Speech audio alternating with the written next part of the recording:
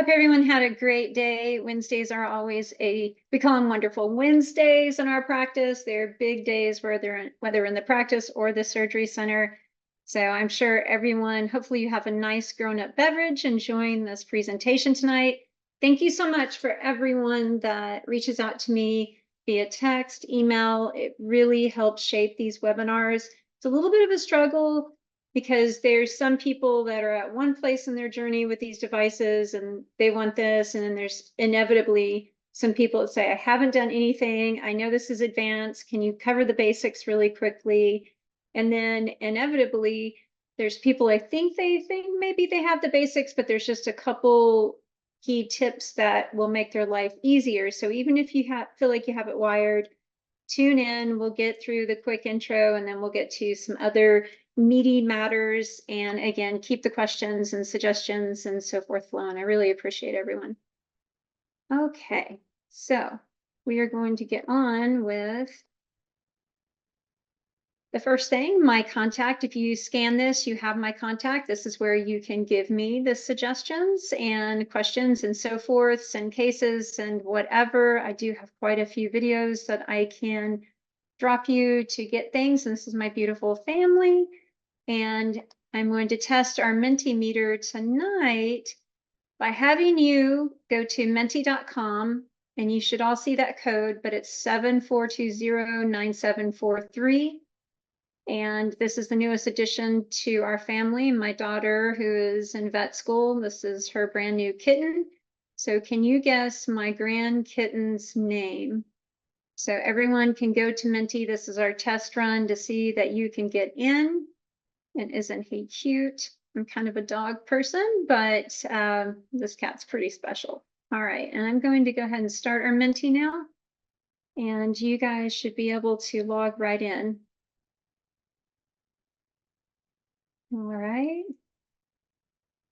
Keep them coming. Takes a second for everyone to get logged in.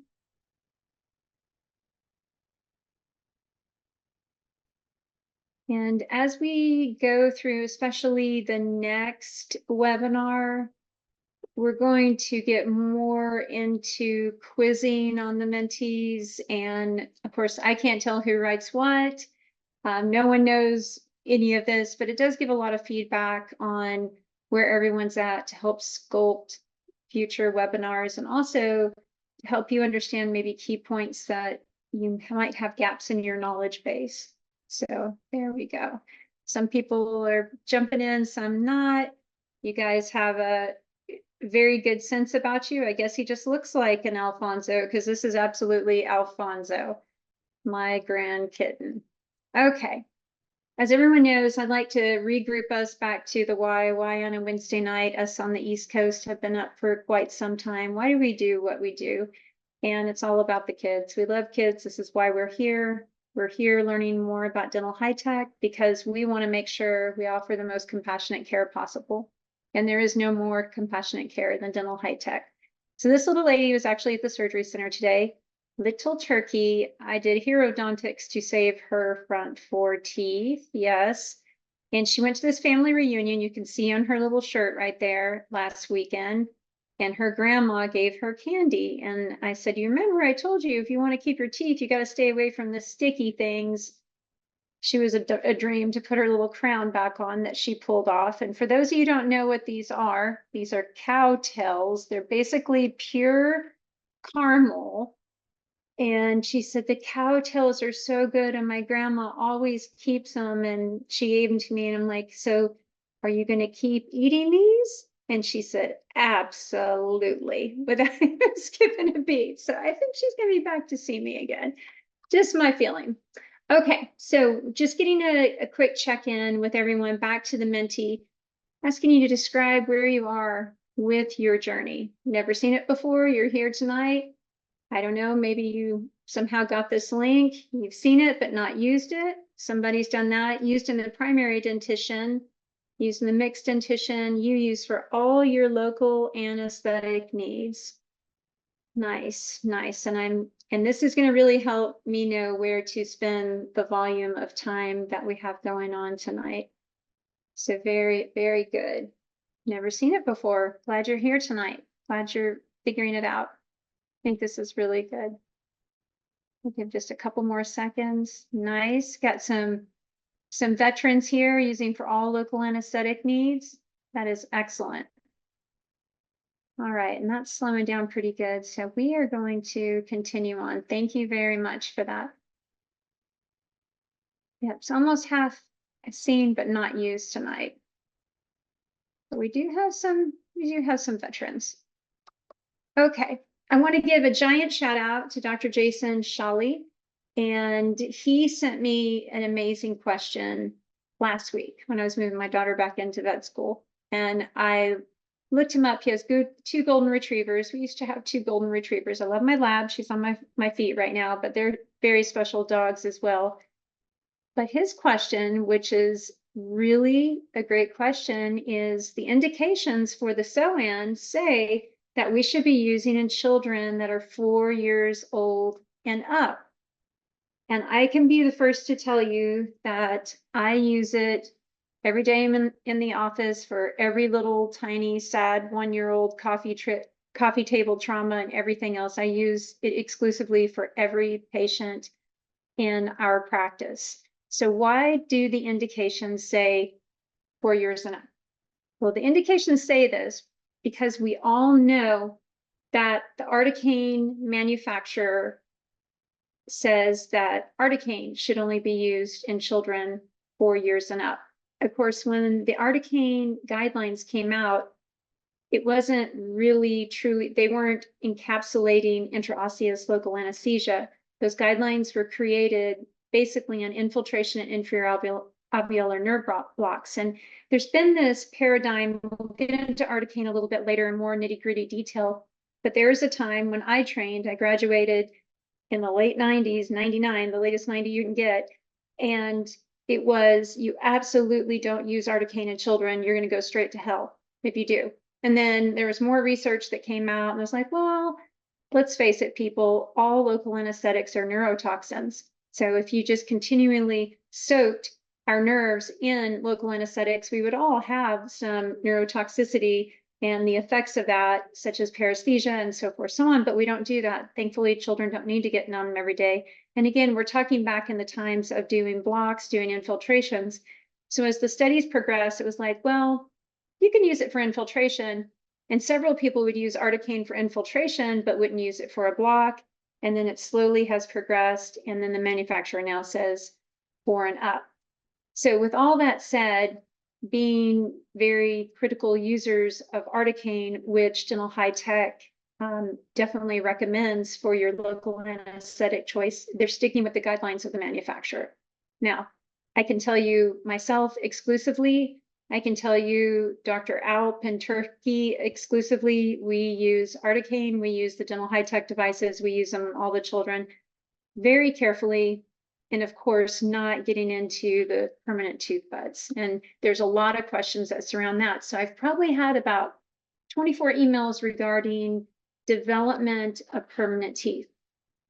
So there was a lot of chatter amongst the KOLs internationally on WhatsApp about a month ago regarding, is there any evidence that intraosseous anesthesia causes any form of enamel hypoplasia, period. No one can come up with anything.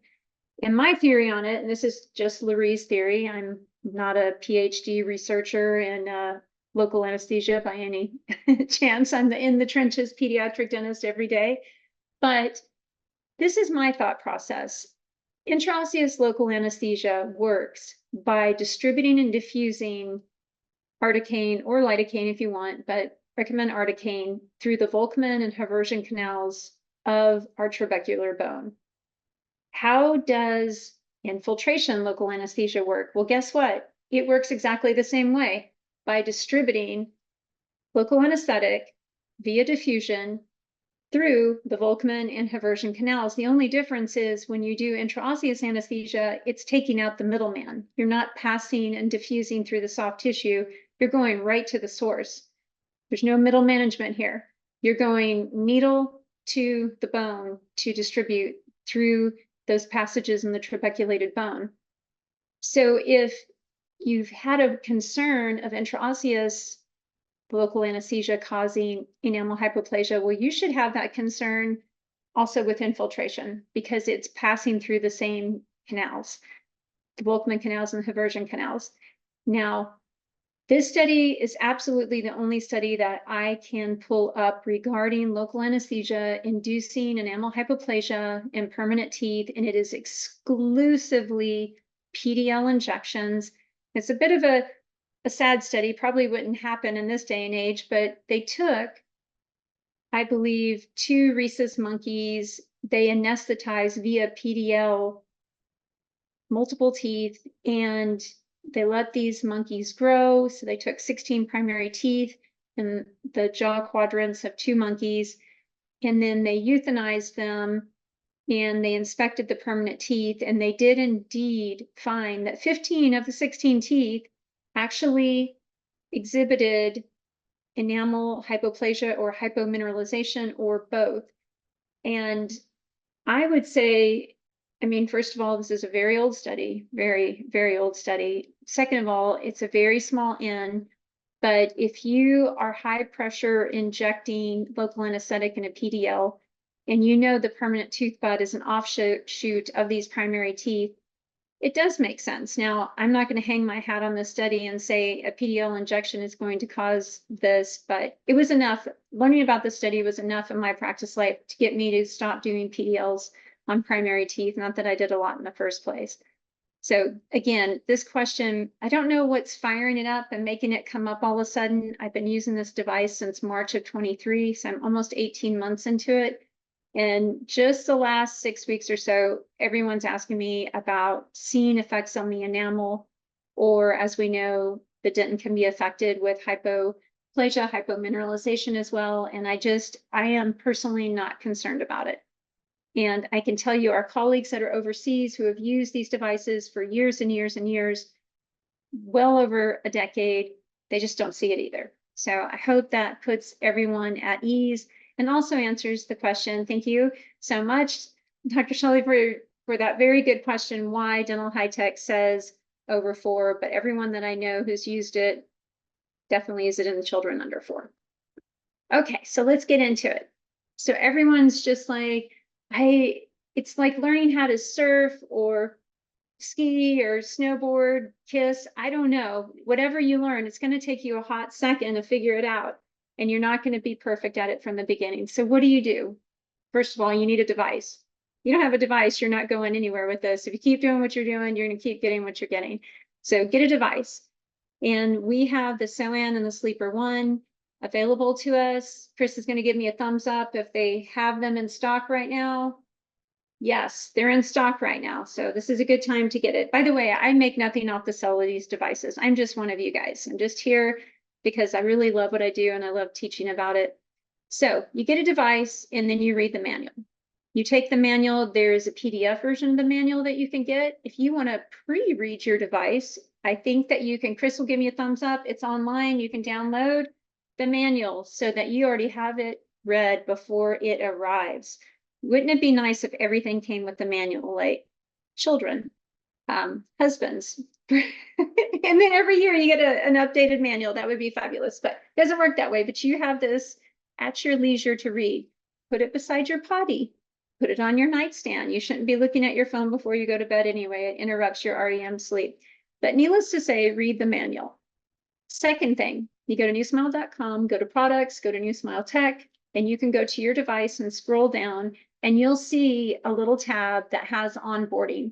And when you click on this, it'll send you through a series of wonderful videos and instructional things. And I can tell you, I had used the device a long time before I started this onboarding, and I learned a thing or two. So I recommend you do that. Then you have these guys. They are awesome.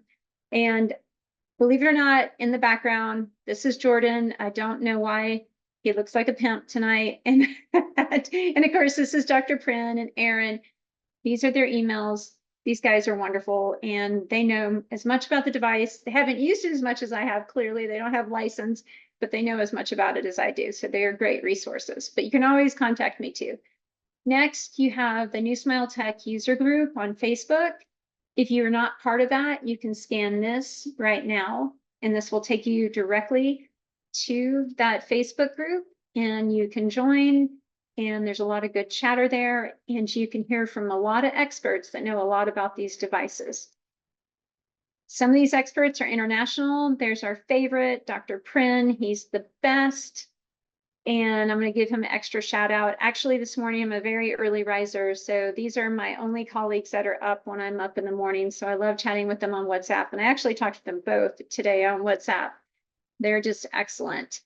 And there's also colleagues in the US, and I just love these cute little things Anne made for the two of us, for the girls to join the little square box party there. But we have now a fleet of wonderful experts using these devices, and I am sure that all of you outside of me, whom you already know, you have all my information, you know some of these people here. Anne will be doing the next webinar, and it will be October 9th. And that will be fabulous. So don't miss her webinar. And by the way, when I first started using this, I probably listened to Dr. Prince speak, well, every time he was available. I don't know, 4, 6 times, something like that. So here are the devices, and I'm just going to break down. There were a lot of questions that actually came in today asking me, like, why did you choose this? Why did you choose that? The reality is our practice has 3 SOANs, and our practice has 3 dental high techs. And I mean, 3 sleeper 1.5s, all 6 are dental high tech devices.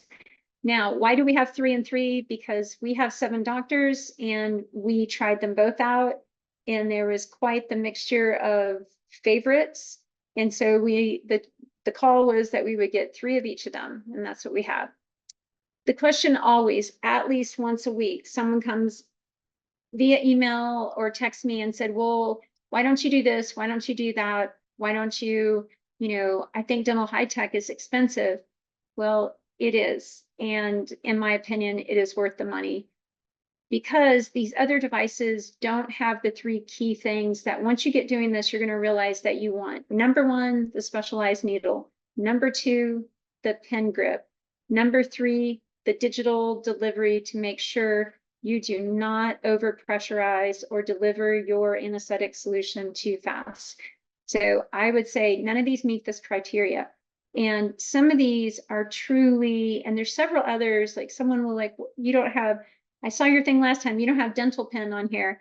And one of my friends got the DentaPen, and she said, well, first of all, she said, I think it's just supposed to be used for PDL, similar to SDA, the one.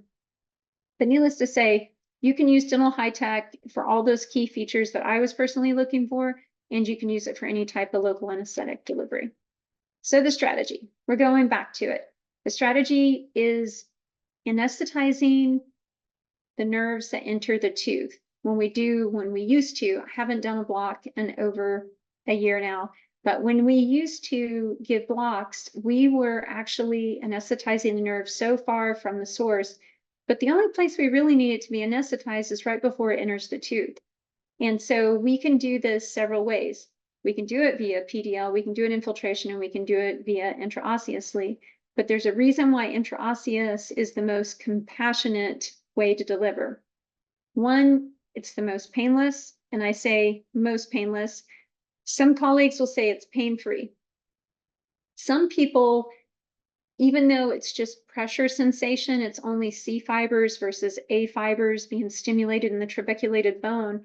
Some children are just orchids. They're very fragile, they're very sensitive, they're very big feelings kids. And with pressure, they're not feeling pain, but they'll say, ow. I mean, they're not screaming, they're not doing anything, but there's like, ow, I feel something. They don't know what to call it, fuzzy pink polka dots, so they call it ow. But I would say it's the most pain-free way to deliver it, and we are not burdened with peripheral numbness, which is a really big deal working with children every day in the way they choose their lips. Now, there can be slight paresthesia because sometimes when we blanch, we over blanch, we might capture a little bit of the mental nerve, or, we have anesthetized, and due to the diffusion, we've captured some other nerve, but it's not chew your lip off type of numbing. It's just a very light paresthesia if they have any peripheral soft tissue numbness. But the strategy, by really hitting our target, and we're not trying to put the needle there, We're just trying to fill solution that covers the apex or the apices of the teeth. How do we do this? So we start. Everyone notice the D is facing out. We're going to the base of the papilla. Some people are sending me videos and they feel like they're not getting anesthesia in that step. And I think they're entering at the papilla. So their needle's bypassing the papilla, kind of like you missed the exit on the highway.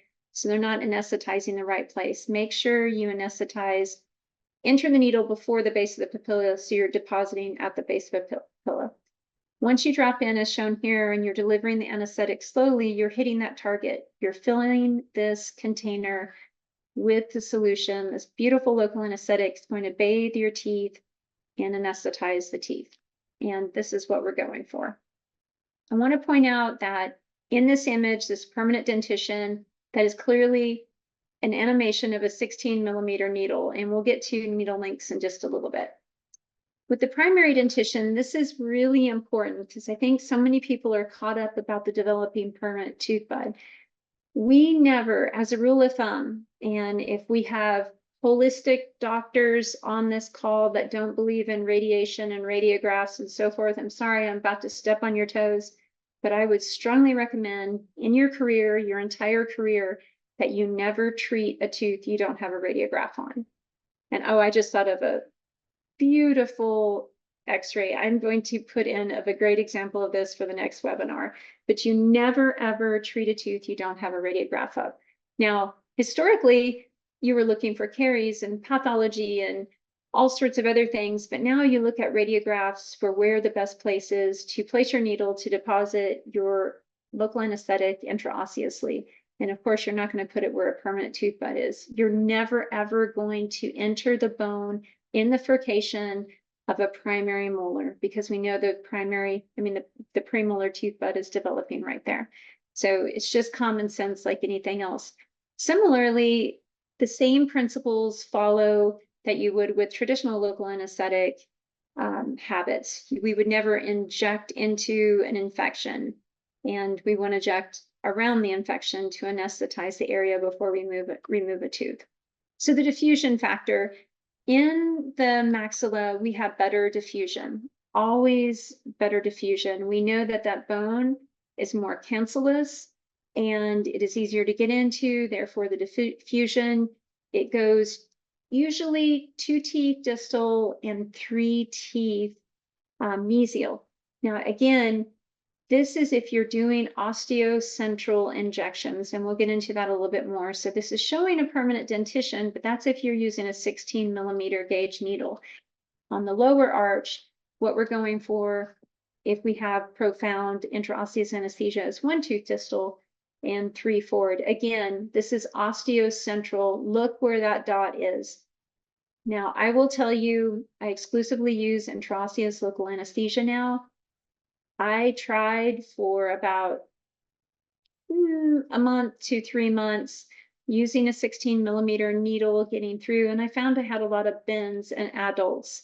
And I see a lot of those with special healthcare needs in our practice, and I had a lot of bends. So I reverted to just exclusively using the short needle, exclusively. And I know now I get an intraseptal injection, and I'm perfectly fine with that. And we'll get into details on that in just a minute. So with the primary dentition, we're injecting here, we're expecting to capture in the mandible, we're expecting to capture these 3 teeth. And this is, if we're saying this is a 3-year-old child, I would say that this is half a carpule. And we'll get into some more details. There are no midlines with intraosseous anesthesia. It's a beautiful thing. It's not like you're doing an inferior nerve block where you maybe get a little transient crossover the midline, but you really don't have profound anesthesia. You're completely just filling solution into a container housing the apices of the teeth. And blanching is key, depending on what you're doing and the type of anesthesia you're looking for. Absolutely without a doubt, if you're delivering intraosseous anesthesia and you're seeing blanching on the soft tissue, and you didn't deposit the anesthesia in the soft tissue, that local anesthetic has diffused successfully, completely through the bone, and now you're seeing the effects of the epinephrine, the vasoconstriction on the soft tissue. This is just glorious when you see that. Same thing with the mandible going here. And when I look at this and I'm thinking about 6 teeth, even on a 3-year-old, that type of diffusion, if it's a very tiny, thin boned 3-year-old, yeah, you might get this with half a carpule or a little bit more. But if this is a robust mandibled 3-year-old, and I was trying to get 6 teeth, I would probably deposit an entire carpule. And one thing to know about intraosseous anesthesia, and it's such a protective mechanism for us and our hands. And if you've practiced as long as I have, you probably have some hand pain.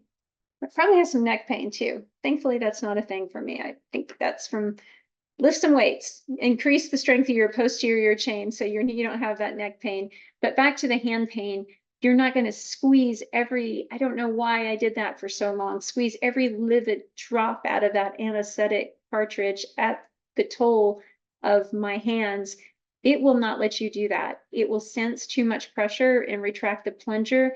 So in my mind, you will never completely empty a local anesthetic cartridge. I think the very best you'll ever get out of it is 7/8. So keep in mind when you're calculating how much you're using for the children. So again, the injections do not know boundaries. The midline crosses just as if you were giving in another quadrant. Whoop, pass right over a thing. So we're going to do another little Menti quiz right here. I'm going to start it now. And it says, what best describes the properties of local anesthetic diffusion with an IO? So you're going to pick what best in your mind describes. The first one is a quantity of solution fills the space. The maxilla diffuses across more teeth distally. There's an increased distance and volume of bone. An increased distance and volume of bone require more solution. This is a little bit of a tricky question. I'm trying to get you thinking about all the things.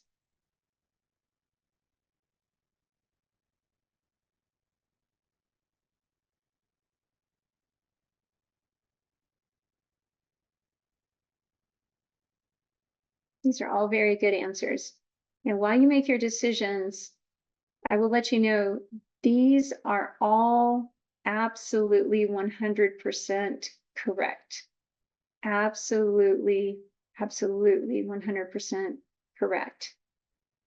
But from a fluid physics property of what we're trying to accomplish, and I know everyone on this call had to have physics 1 and 2 to get into dental school, what we know, and again, every answer is the right answer, but the quantity of solution fills a space. If you go into every situation knowing that if you don't fill the space, if you don't fill the container housing the teeth and the apices of the teeth, if you do not accomplish that, you're not going to have anesthetic.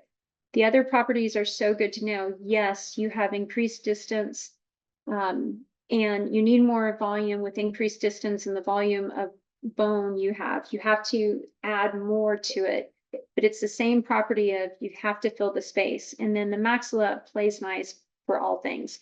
And it's a little bit, don't be deceived. Sometimes you get burned, and we'll talk about areas of the mouth in just 1 second. But the maxilla is also generally a little bit easier to get into from an intraosseous standpoint. Had one of our doctors in the office say, "Oh, I just completely disagree with that." And I'm like, "Well, let me watch your technique." And it's positional, very, very positional for her. She lines up the force of the long axis of the needle better on the mandible, so she finds it's easier. Okay, we're going to move on to the special needle design. So the Epitech needle, in my opinion, and I say this every time, if you only learned from this webinar to buy Epitech needles, that in itself would be a very compassionate change for the children you care for in your office. When we use these needles, we don't want to stab in for that initial step. There is a cluster of nerve fibers on the exterior surface of the periosteum. You never want to touch it with your needle. It hurts really bad. So you want to come in at the needle with this bevel pointed down so you can be as shallow as possible, entering right before the base of the papilla, the D facing out, and you're going to slide in to just that 20-degree angle, and then you're going to allow the solution to drop out. And what it's going to do is it's going to anesthetize the mucosa and it's going to capture the periosteum so that you can pass through and deliver intraosseous anesthesia pain-free. Very, very important. But even if you just bought these needles and put them on your conventional syringe, you will have fewer tears because it is truly that helpful in reducing. It's like a little tiny scalpel. You can pass it through your, top of your skin and you wouldn't even feel it on your own finger. So something to think about. But just remember that angle. You don't want to touch the periosteum with the needle at all. And if you have the D facing out, the bevel will be down and you can stay super shallow. So I want to go back. This question comes up every month before I do the webinar. Everyone asks, so about retracting and changing the needles, what are you doing? So this is such a good question. So I should let you know, Dental High Tech believes every time you enter and do an intraosseous injection, you should change your needle. We know we're working on little friends. Take this little friend. This is a tiny child. I have half the mouth isolated. They're doing extremely well. I've done intraosseous.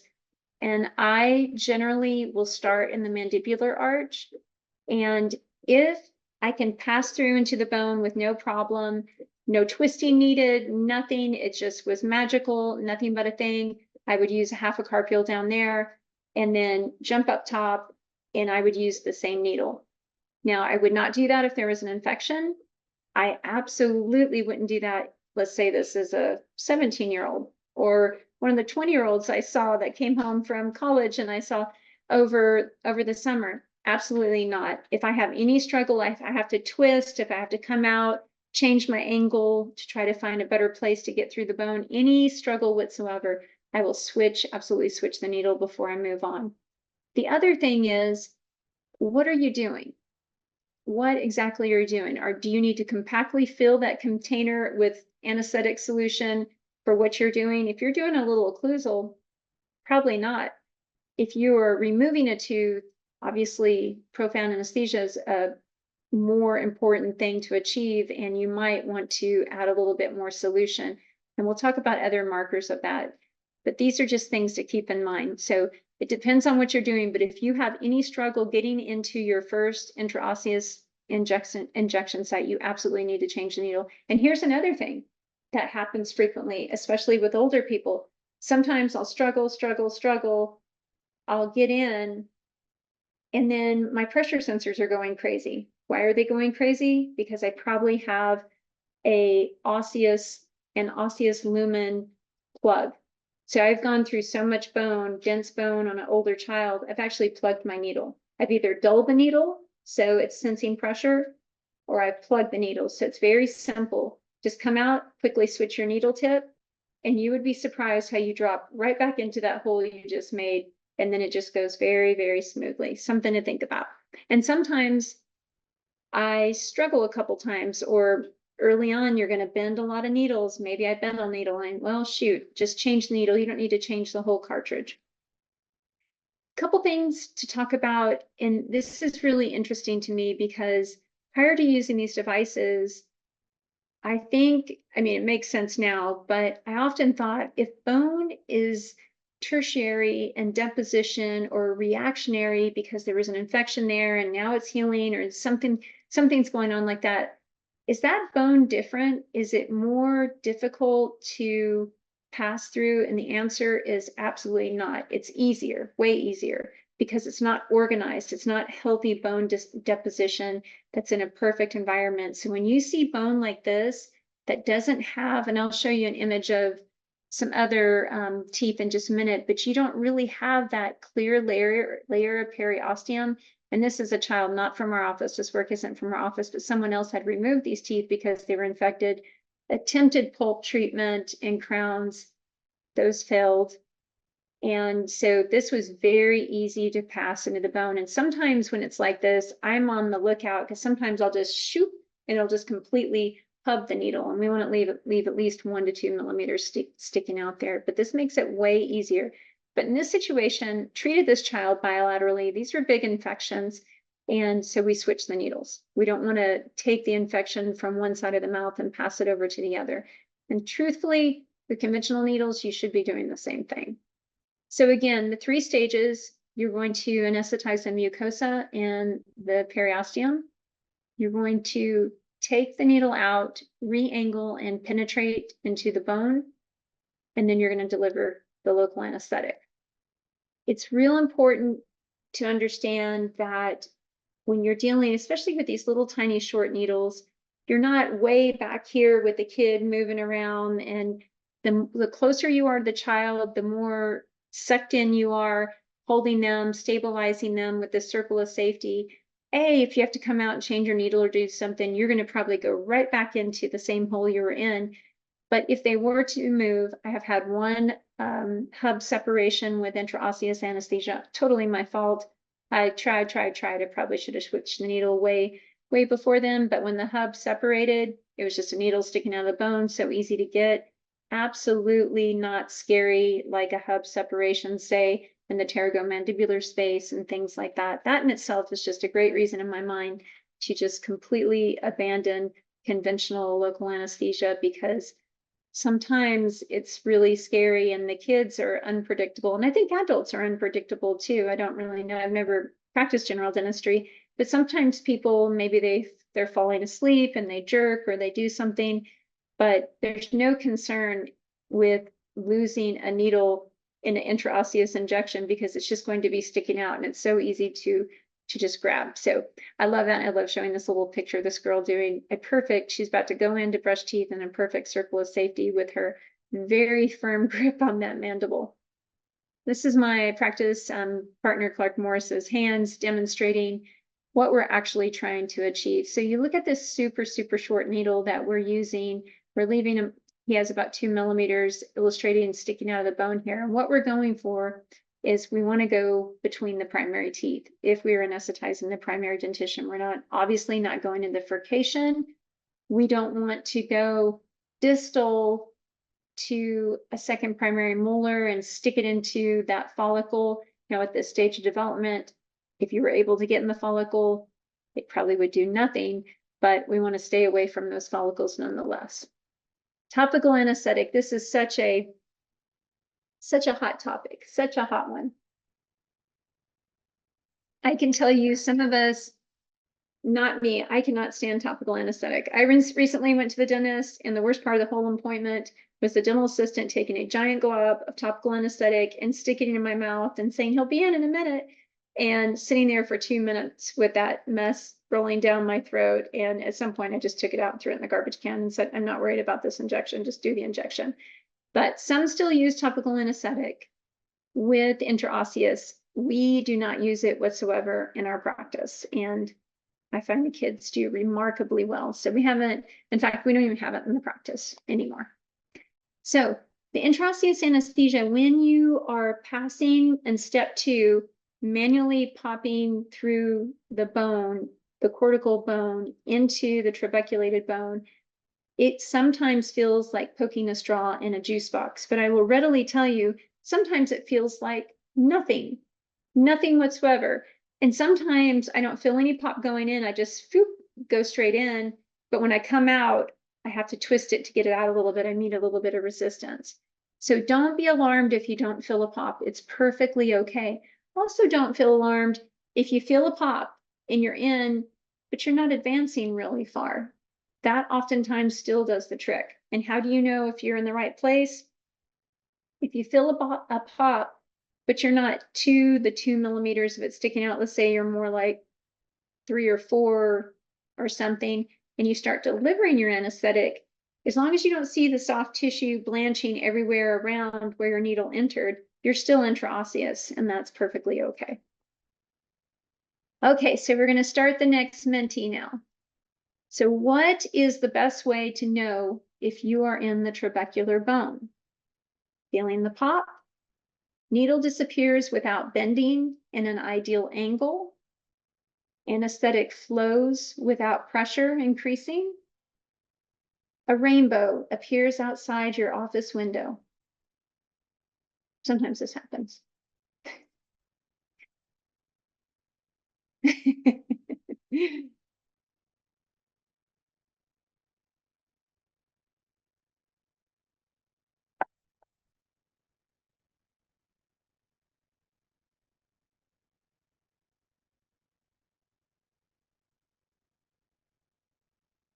And again, I don't know who's doing anything. We're just looking at these results all together.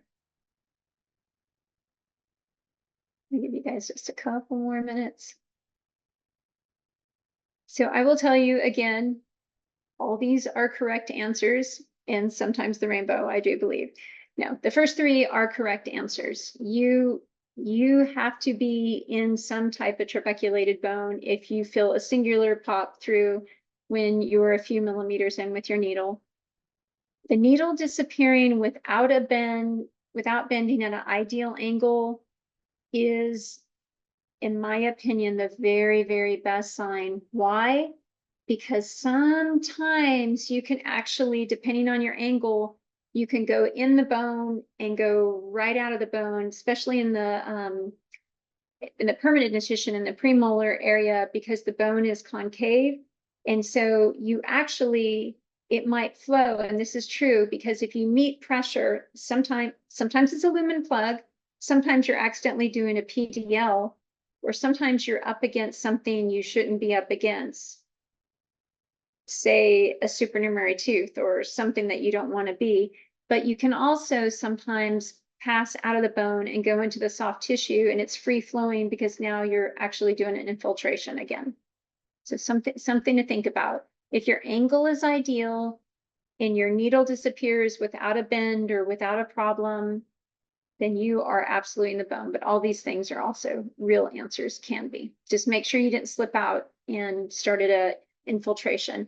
And I can tell you, I have inadvertently, when I was really trying hard with the 16 millimeter needle, I inadvertently got too steep one time and exited to the buccal, and I started seeing blanching of the vestibule. I was doing an infiltration, and one time I was too horizontal, I passed right through, and I actually started blanching in that the way, you know how old school infiltration, you would see the tissue kind of swell up and blanch. That's not the blanching we want. When we see no change in the tissue and it's blanching the attached tissue, that's a good sign. But an infiltration, when you're not, that's not what you're going for is not what you're looking for.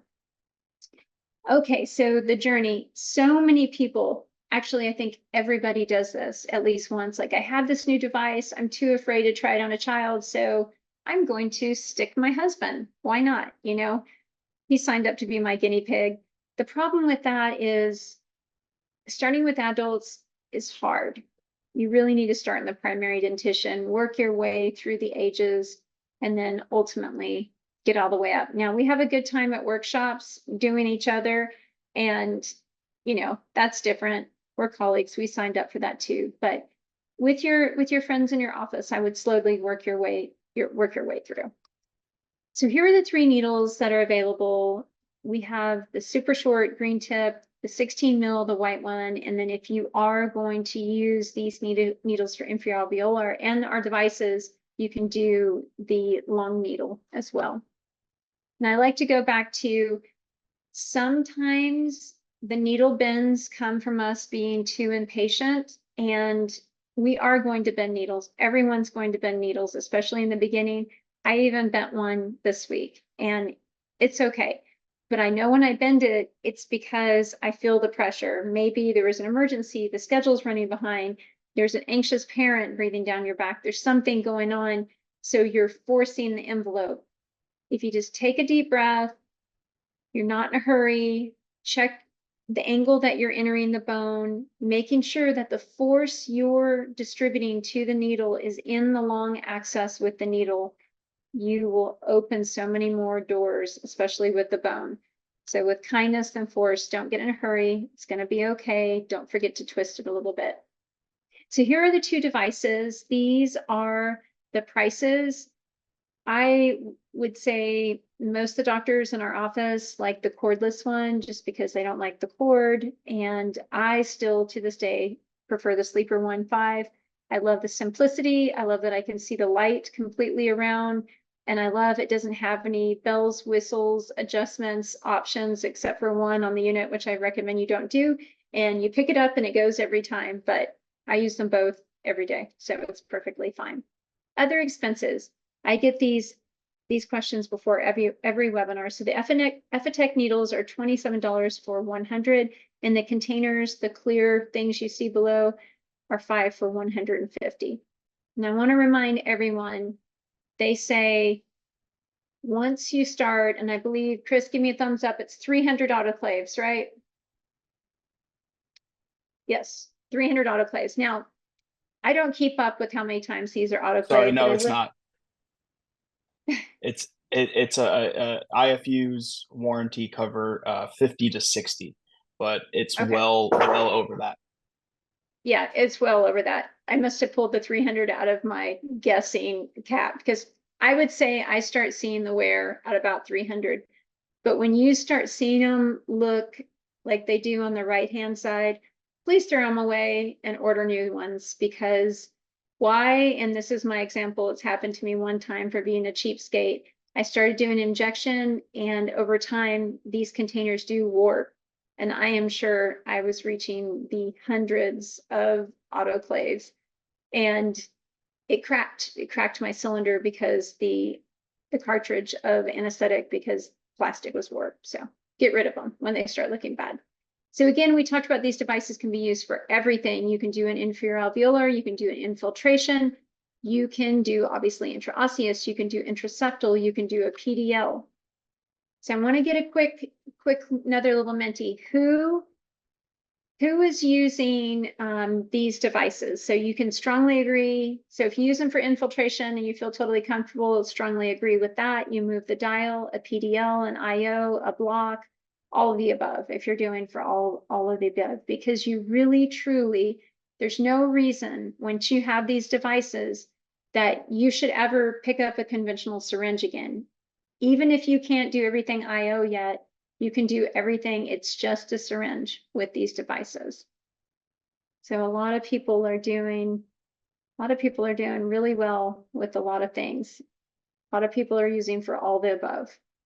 And that's what you should do. That's how you're really going to learn. And a little tip I'll give you is that when you start with, like, let's say you order one tonight and it comes to your office by the end of the week, and go ahead and do your infiltration, and then leave a little bit in the cartridge, and look, maybe, maybe it's a 9-year-old and that's not where you're starting out, but what do you have to lose? So go ahead and then try the IO. And if you get in there, we'll score, you can start immediately instead of waiting for your infiltration to soak in. So I think everyone's doing really well with these. Good. And again, this is mom's hand, but we don't see these chewed lips. If someone says, oh, my lip does feel numb a little bit, that's not the kind of numb they're going to chew. That is just paresthesia. And just real quick, I don't want to spend a whole lot more time on these. I'm going to get to some of the cases and so forth. But this is a sleeper one. I like it because it's basic and it's simple and it does the thing. I like that the inner petal's a different color. So with my loops and my peripheral vision, I can just glance down and see where my foot's supposed to go. There's 3 color settings. The most important thing I want you to know is you have to be in orange when you're doing your inferior alveolar so that you can be able to aspirate. And it's all in the manual. But basically what you're going to do, regardless of what device, is you're going to start with the inner petal. It does not matter what color you're in. When you step on the inner petal, you will always deliver local anesthetic drop by drop. But for both devices, when you're doing intraosseous, this final stage where you're delivering into the bone, everyone must use blue. Blue for bone. B, blue for bone. Keep that in mind. Really important so we don't overpressurize the bone. And we all know the rule of thumb that we shouldn't exceed more than 1 milliliter per minute. There is an extra little thing you can, this is the singular adjustment you can do with the sleeper one. I recommend you don't do it, because when you're in the inferior alveolar setting, it starts out really slow to be compassionate and pain-free, but it actually ramps up to above that 1 milliliter per minute. So you don't need to increase the velocity of that unless you're just wanting to be me, which I don't recommend. All right, the sew-in only has 2 colors, and this is fine. So for the blue, you're doing your intraosseous, your intraseptal, your intraligamental, and your palatal, but for pink, it's your infiltration and inferior alveolar nerve block. And so you have to be in the pink to be able to aspirate to make sure you're not in a vessel. And there's all sorts of gadgets and adjustments and all sorts of things you can do. The one that I caution you most about is if you choose to be in the cruise mode on the SOAN, which means you don't have to keep your foot on the pedal. You just step on it once and it goes.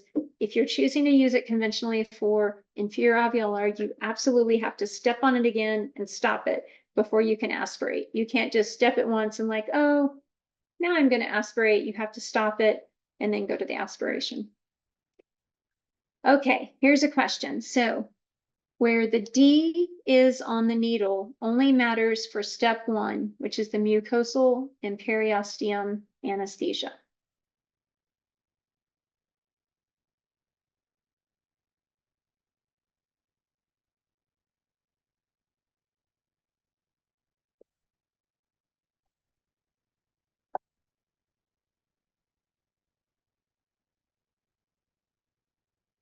And I can tell you one of my most favorite people in the world, one of our doctors in the office, she and I had a conversation the other day, and somehow for a year she missed this little nuance. So the truths are right. The D only matters for that step. And why does that matter to you? Because if you're going for the SOAN, which I strongly recommend, if you're just buying one unit and you're going to move it about in rooms, that's going to be easier for you. If you buy the SOAN and it only has that one blinking light that happens to face away from you, it's really just for a few seconds, because when you come out after that blanching step and you come in, you can turn that any which way you want to. So that you can see the pressure indicators and you can see the blinking light and you can see everything. So the D only matters for the mucosal and periosteum anesthesia. Okay, here's another one. Regardless of the color selection, the inner pedal delivers drop by drop. True or false?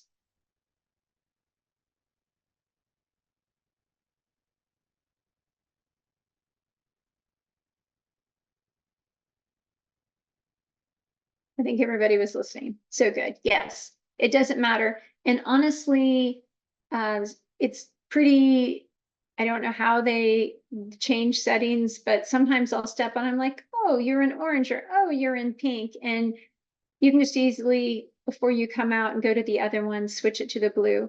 Blue for bone, but when you're stepping on the inner pedal, it's only going to do drop by drop. Very good. Okay, let's talk about these needles for just a minute. So the green one is 9 millimeters. And the important thing, and this is, I think there's a few key reasons some of our colleagues are struggling with profound anesthesia. And they'll tell me things like, it was super good, except for, I anesthetized between S and T and everything was perfect, except for the mesial lingual of S. For some reason, that didn't do the trick. In that situation, from a troubleshooting standpoint, I can tell you almost 100% of the time, our colleagues are edging on overblanching, so they're using a lot of their anesthetic in the carpule without even really realizing they're using it on this blanching step. Then when they're dropping in, they're only delivering to a half a carpule. And let's say it's a more robust 5-year-old or something. So if you're only delivering to half a carpule, but you've used an eighth of a carpule or a quarter of a carpule over blanching, that is just not enough anesthetic solution. So when you're telling me that the mesial of S doesn't have soft tissue anesthesia, that is telling me without a doubt 100% you didn't give enough solution, because the solution is not adequately filling those Haversian and Volkmann canals all the way to the mesial of that S. So that's a common phenomenon. So then I will get a call from a colleague that'll say, I had this 12-year-old, I popped in, I did intraosseous, just absolutely gorgeously. It was so perfect on the mesial of tooth 19. It was amazing. It just worked like a champion. And this teenage child, I was working on tooth 19 and everything was great. But then I got to tooth 21 and all of a sudden they started filling and it was just a little tiny occlusal. Well, guess what? That diagram I showed you is for osteocentral injections. And if you're like me, and you probably are more talented than me, I am not super successful on an adult getting into the bone or an older mixed dentition with a 16 mil, so I'm using a 9. So I'm not doing an osteocentral. I am doing an intraseptal injection. And an intraseptal injection only covers the teeth that are mesial and distal to the injection. It doesn't cover that 2 to 3 forward and the 1 to 2 distal. So keep in mind, if you have a bigger kid and you're using this 9 mil for intraosseous, you probably need to. In that scenario, I would have injected the mesial of 19 like they did, but I probably would have done the mesial of 20 as well, because they were capturing 19, 20, and 21 is what they were treating MODOs or whatever it was that they were doing. So keep that in mind. So very important. And you can see by this diagram, when you see children, osteocentral can be achieved with a 9 millimeter.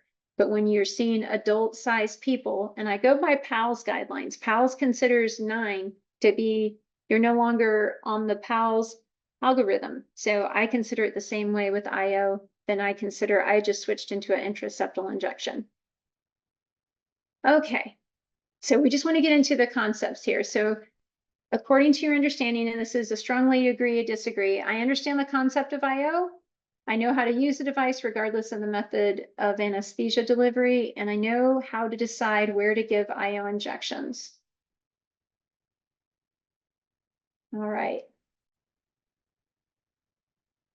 Seems like the people answering know pretty well. So I'm not going to spend a lot of time on placement of these injections based on what I'm seeing here. Very, very good. Okay, we're going to continue on. So this is a special friend. I just want to break it down and show this video together. So this is a special friend on the spectrum that was referred, or for orthodontic reasons, for wiggle on M. This is the blanching step. We're just taking our time. You can't see my D because it's facing away from us. And I know my loop light is something. I try to like lean it away, but then I want to see the blanching, so I want to bring it back. This is using a sleeper 1.5. And then we're going to go, this is where, and I want everyone to appreciate, this is a very robust size child. This is a big boy. He's in the mixed dentition, but he is a big boy. Everyone will learn to look at x-rays and alveolus a very different way when you start using these. So I'm looking at this kid, and even though there wasn't a lot of root on this tooth, I'm looking at the size. Well, first of all, he has special needs. I have one chance to win his trust for sure.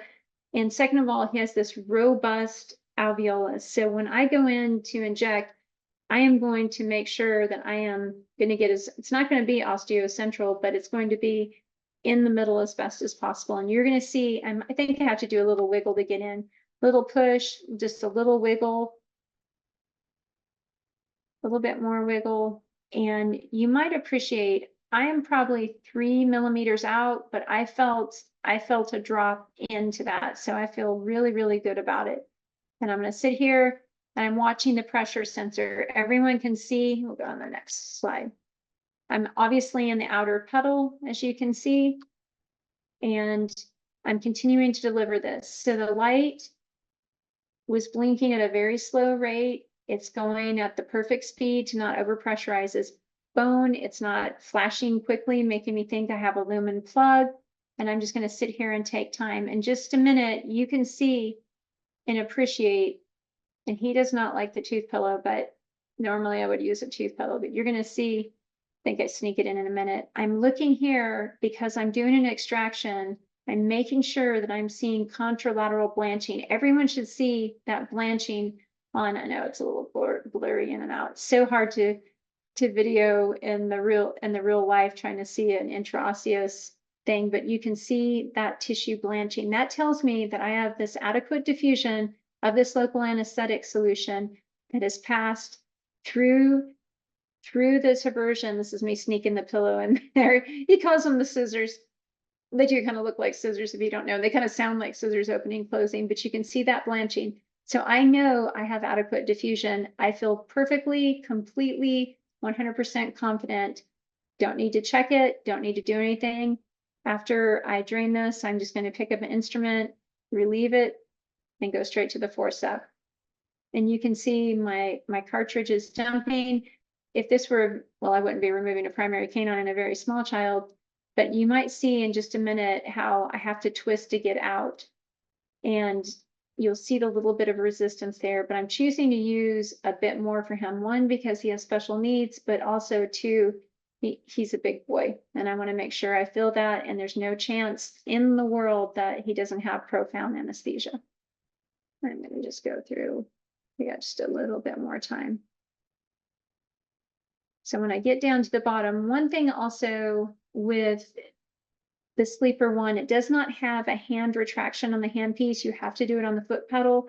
And that's something, if you ask all the dental assistants, they like the SOANs better, because if we hand them the SOAN, they can retract it without having to find the pedal itself. And you can still see that blanching. I relieve the soft tissue and then just go straight and take that out. Okay, so back to the single painless injection.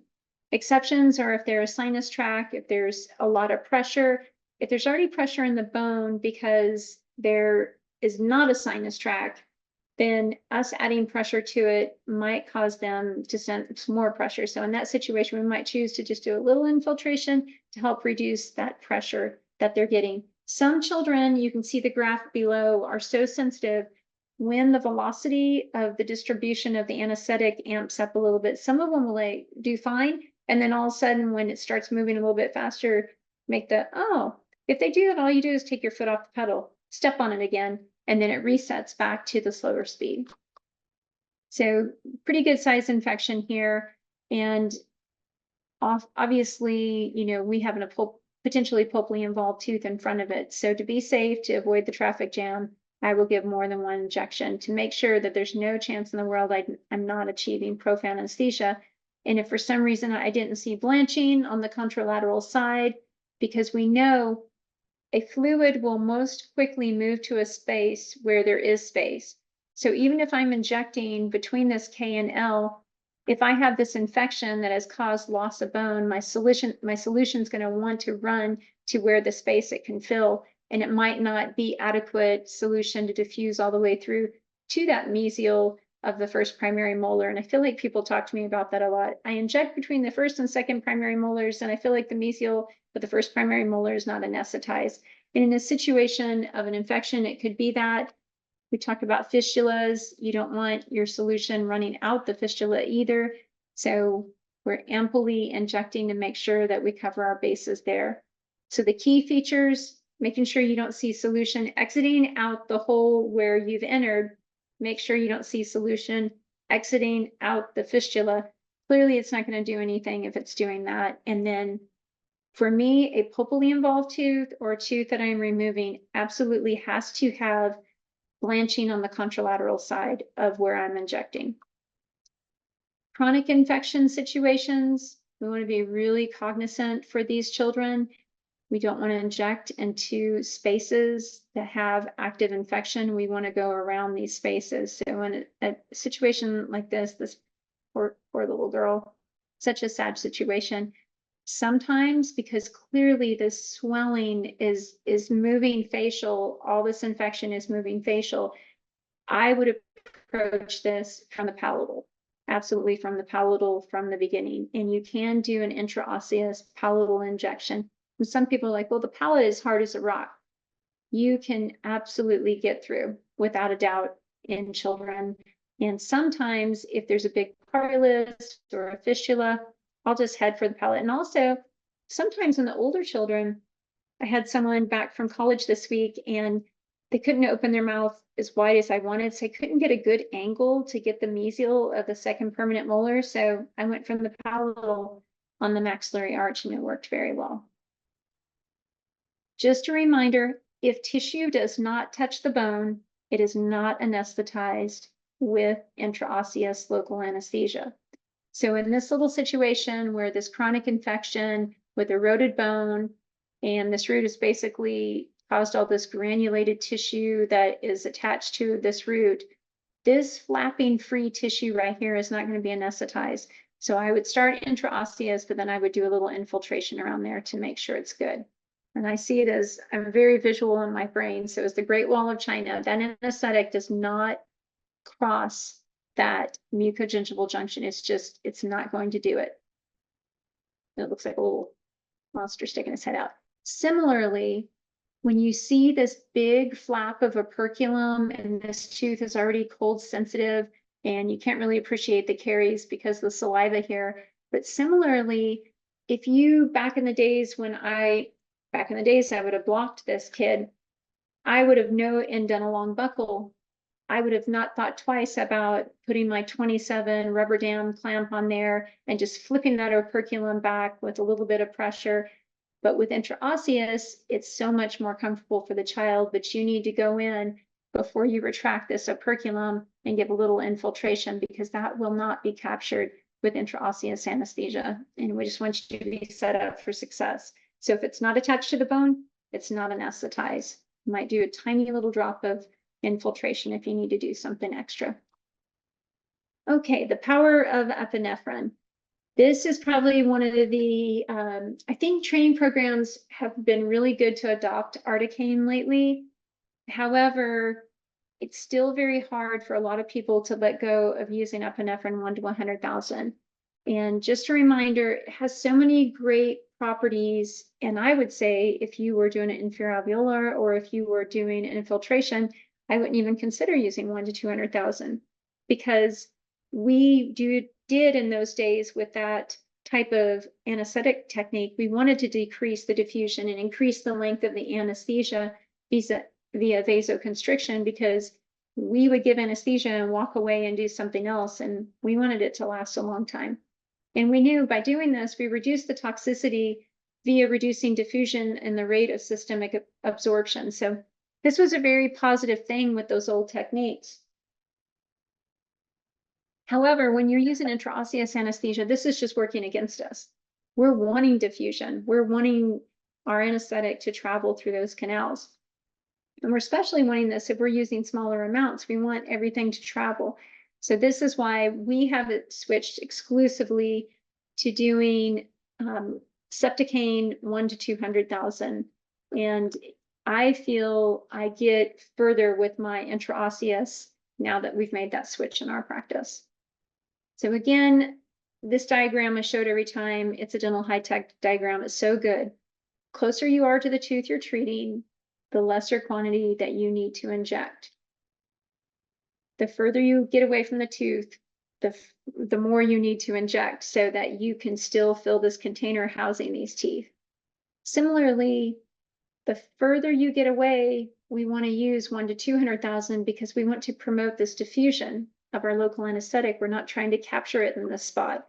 And then the closer we get, we can use 1 to 100,000. And again, you can use lidocaine. I would recommend articaine for all the good reasons. It's safer from a standpoint in that it is metabolized it's very successfully metabolized in the plasma by non-specific pseudoestercholases, and the byproducts are not active, unlike lidocaine, metabolized in the liver, and the byproducts are active. And there's a lot of studies about the safety of articaine these days. And as far as local anesthesia with those with special healthcare needs regarding, a lot of medical concerns such as hemophilia and seizure disorder, intraosseous anesthesia is a game changer. So if you're a hospitalist and you work with a lot of these sick friends like we do, I would definitely switch to it because everyone knows, regardless of how severe the hemophilia is, well, in my hands, I've never contacted the hematologist where a hemophilia patient did not need factor before an inferior alveolar nerve block. And so with IO, if they're not super brittle, they can get this done. So I love it. And again, with seizure disorder, if you are giving lidocaine and they're on long-term anti-seizure meds, you should be drawing liver panel before you do that. But if you're using articaine and you're doing intraosseous, it's not necessary. Okay, I'm going to just show you the videos of this very, very anxious, sweet little girl that we did. So you can see, again, the blanching step that we're doing. And in just a minute, I'll show you the other side simultaneously. And I'm a right-handed provider, so some people often ask me on the left side of the mouth, do you have to come in and come from the other side? No, you don't. The most important thing is that you're coming at this compassionate angle that ensures that needle does not touch the periosteum. And you can see I had a little drop there. I don't like that. So I came out and I'm coming in, and you'll see on that left panel, I'm going to twist a little bit and you'll see it again on the other side. And it'll work in. We'll get a better view here in just a minute. Try our best not to get anesthetic in their mouth. I usually count 3 Mississippis in my brain with my foot off the pedal before I come out with the device. And you can see that one just popped right in there. And the blanching you see is from my initial step. And these were these odd little mesial defects on her laterals. And then I'll show you the post-op film in just a second. This is a single injection. You can see my isolation. Absolutely didn't do any palatal injection whatsoever. And our time is getting a little light, so I'm going to move on in just a second. Okay, and this is post-operatively what we look like. People ask about the oldest patient. We have several special friends in their 20s that we see that intraosseous has been a game changer. They don't even know that they got numb. The pressure indicators, this is a little guy. One, this is the SOAN. 2 beeps, you see 2 lights. You'll see it a little bit more in a second. I'm advancing a little bit, and this was a trauma with a chronic infection. So I think there's a little bit infection bone pressurizing as well. If your pressure indicators in your device get too strong, what will happen is a device will say, nope, you're not allowed to hurt your little friend, and it'll just retract the plunger and say no. And so if it does that, if you see it go up to 3 on the SOAN, I normally pull out a little bit. Or in this situation, there was an active infection, chronic periapical infection from past trauma. You can see there's 4 beeps. It's about to stop, but I'm almost done there. Sometimes what I'll do is just take my foot off the pedal, let the solution diffuse a little bit, and then go back to it. And again, the days of doing palatal injections are just completely over. This is a little friend. I think I'm doing BioFlex here. Very anxious little friend. This is the blanching step, coming forward, dropping in into the, she's little, so I would call this an osteocentral injection. You can see I have, a millimeter sticking out. I'm looking for the blanching because these teeth are pulpily involved, and I want to ensure I have profound anesthesia. You can see her little eyes. She's doing fabulous. She's oblivious to anything going on here. And again, I'm looking for the blanching. If I were only not doing restorative, deep restorative with pulps and so forth, I would not get all worked up about the blanching. I would just deliver this solution and call it a day. But since I knew I was going to get in the pulp in this situation, I wanted to see the blanching, and that's why I just kept checking. And I'm going to go ahead and move to the next friend. I've shown this video before, but everyone always asks me to see a permanent tooth removal. And a couple things I want to point out about this x-ray before I actually show the video of it. This is a sign, and again, you're going to get where you read these radiographs. I showed you a radiograph earlier where you're like, oh, that's going to be the easiest bone in the world to get into. This is one, and we're really splitting hairs here, but if you can really master taking a minute to thoroughly read a radiograph, you're going to win every time. So, tricky situation here. Does everyone, I hope, appreciate the density of the periosteum? It is very organized. It is very flat. It is very linear. The opacity of it is quite delineated. When you see something like this, you need to know this isn't going to be super easy for you to drop into. It's going to take a little bit of wiggle, a little bit of jiggle. And you know what? You might get a lumen plug because it's pretty thick. Also want to point out, and you're really splitting hairs with you right here, but if you look at this one and look at the underside of the periosteum, and you see, well, wow, if I poke through right there, I could get to a little bit softer bone and get through. This one's a little bit, even a little bit thicker.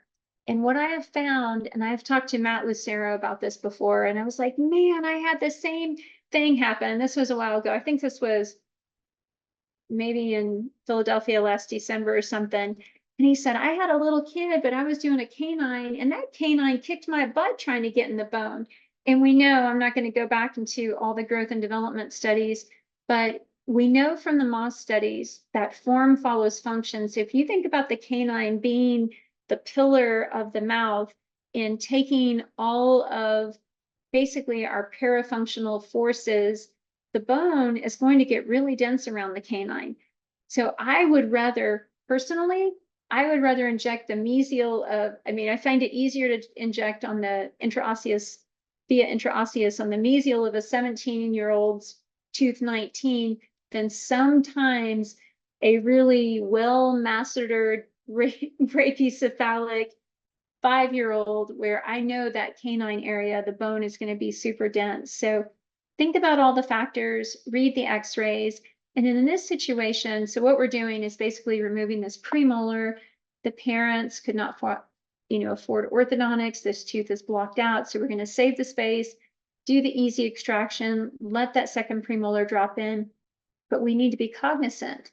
We cannot, this is not 8 millimeters of bone between where I'm going in and where that premolar is sitting. So going into this, I knew I was not going to completely sink that needle. And I also knew I was going to do an intraseptal because this is an older child. So I'm going to show you the video now. So here's our little blanching step. And this is a lot of information. Now, there's a lot of people tonight that haven't actually picked up this device, but this will all come to you once you get in your head. And I will fully say I overblanch probably every single time because I'm paranoid about hurting someone. And if Dr. Prin were watching this, is like, you pediatric dentists all overblanch. And then there we go popping in. So you can see I'm probably sticking out a good 4 millimeters. And I also know I'm doing intraseptal. So what you're going to see me do in a minute is go from the mesial of the tooth so that I am making sure that I am getting this tooth intraseptal profoundly and also appreciating that I'm not anywhere near osteocentral. And you can see my little friend is just doing fabulous and we're just cooking along, going along and doing this, talking to her, figuring it all out, all is well. And what you'll see in just a minute, I'm going to pick up the mirror and I'm going to start looking for that blanching. If I saw profound blanching from this angle, I might just do this one injection and call it good. But if I have a question, and I think in this situation, because of the position of that second premolar, I just chose to proactively just do it. And you'll see how easy I just dropped in there. But I knew that I was going to spin it around just a little bit. And I have about 1 millimeter sticking out only on this side because I knew I had the space. And then I'm looking for the blanching.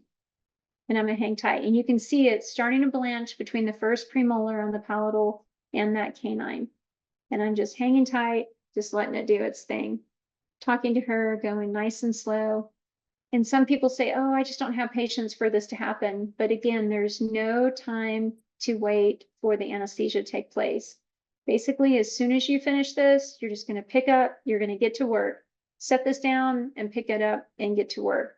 So on top of happier friends, which make our appointments, well, that's what we want for all our friends, most importantly, makes appointments go very fast when you have a perfectly cooperative patient. I am choosing in this situation to let the device completely empty. And you can see that was about 7/8 there. I saw that blanching. I'm 100% confident. Oh, and I'm taking the canine here too. I'm 100% confident about what's going on there. Releasing the soft tissue, checking everything out. And then I believe I'm gonna, by the position of my fingers, I can tell you I picked up an elevator this time. Carefully elevate that tooth, paying close attention to the proximity of that second premolar.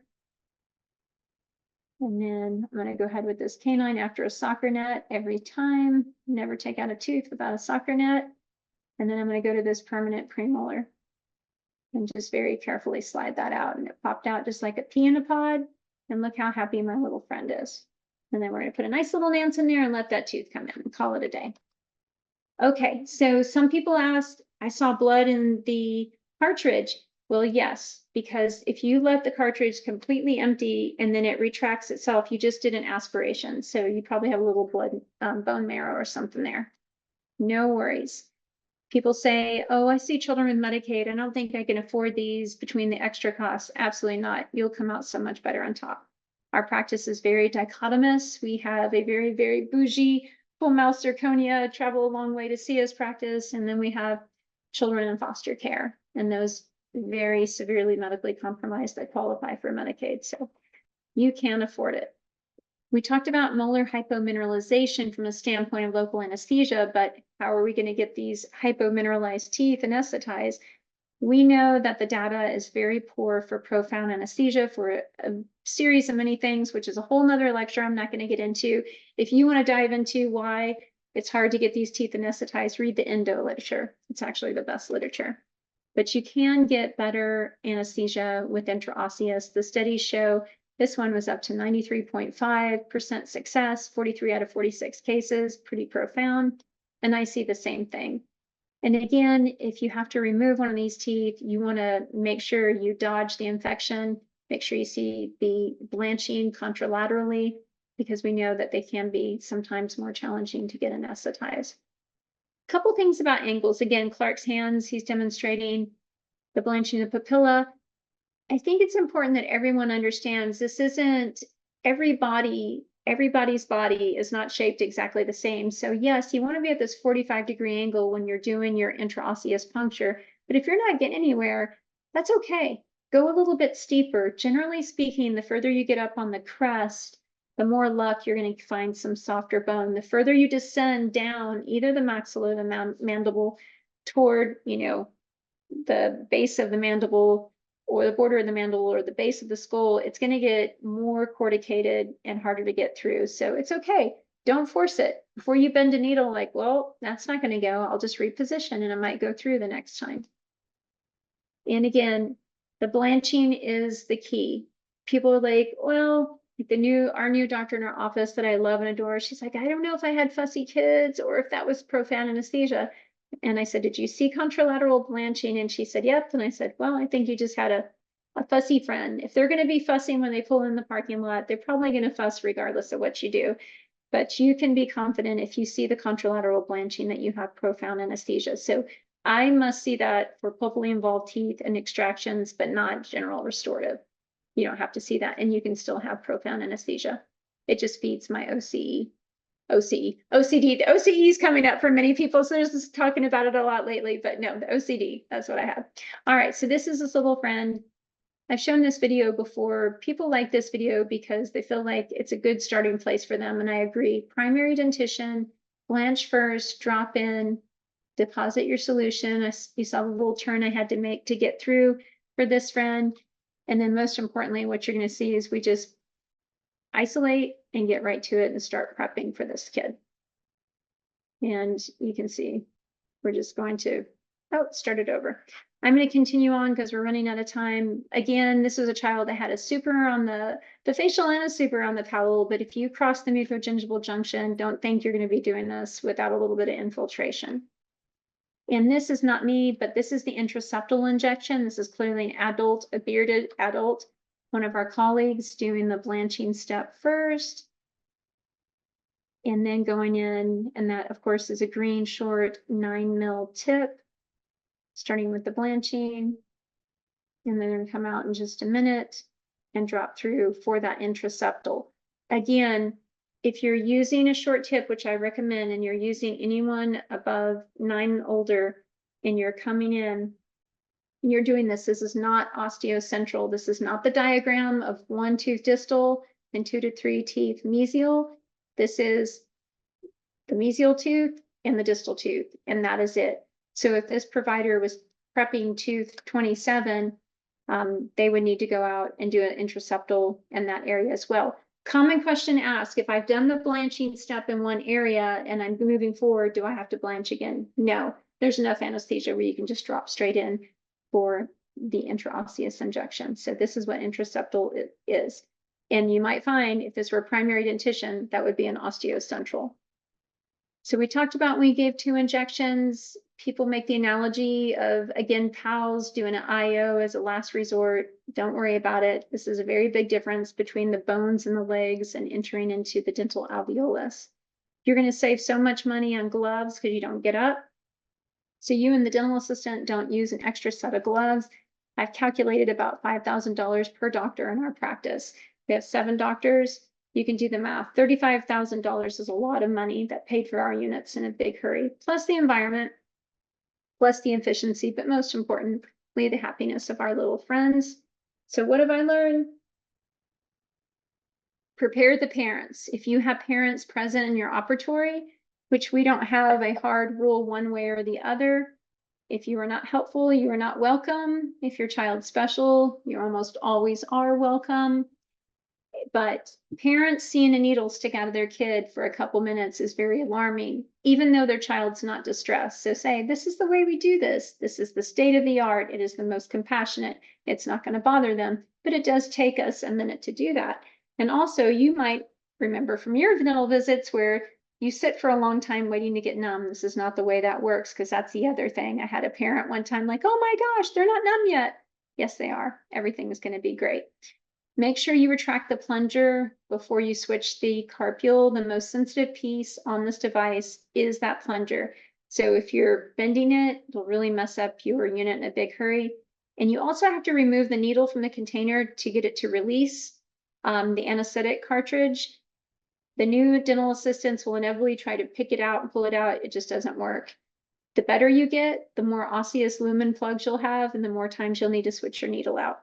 And again, in the OR, if you see a lot of special children, you know, even though it's not for pain-free, they're asleep, but they don't wake up with peripheral numbness, which really helps emergence delirium a lot.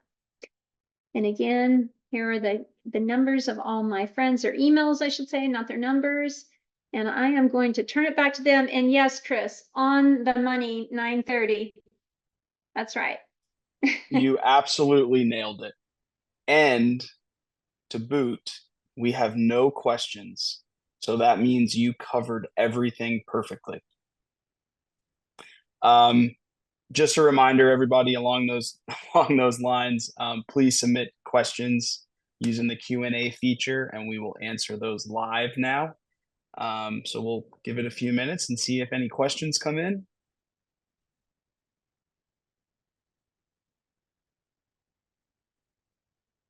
Everyone's tired. I guess it's a long day for everybody today, huh? I think so. All right, we have our, oh, it's a comment. Okay. No questions, but this was terrific. Thank you. Thank you. Thank you, Katrina. Thanks for spending some time with us. We do take comments as well. So if there's no questions, we'll take comments. Virtual tomatoes, jokes, whatever you have. While we're waiting, just a reminder about the CE email. Just be sure to check tomorrow from Nicole or Zoe, and just make sure to, sometimes it winds up in junk. So be sure to check that. But if for whatever reason you don't see it or you misplace it, just reach out to myself or Jordan or Aaron, and we'll help you out.